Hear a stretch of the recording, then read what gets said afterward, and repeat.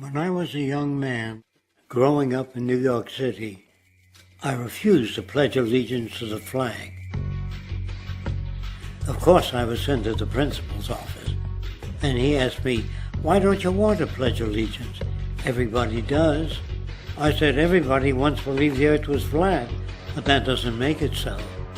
I explained that America owed everything it has to other cultures and other nations, and that I would rather pledge allegiance to the earth and everyone on it. Needless to say, it wasn't long before I left school entirely, and I set up a lab in my bedroom. There I began to learn about science and nature.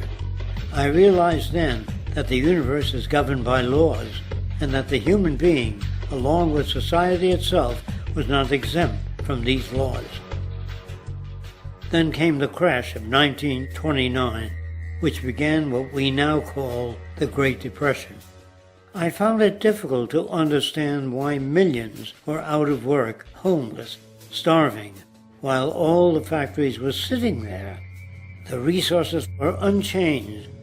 It was then that I realized that the rules of the economic game were inherently invalid. Shortly after came World War II, where various nations took turns systematically destroying each other. I later calculated that all the destruction and wasted resources spent on that war could have easily provided for every human need on the planet. Since that time, I have watched humanity set the stage for its own extinction.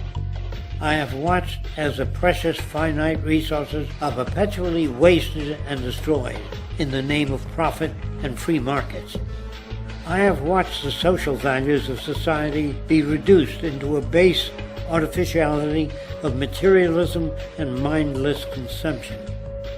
And I have watched as the monetary powers control the political structure of supposedly free societies.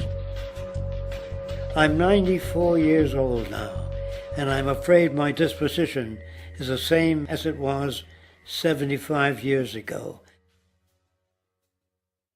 This shit's got to go.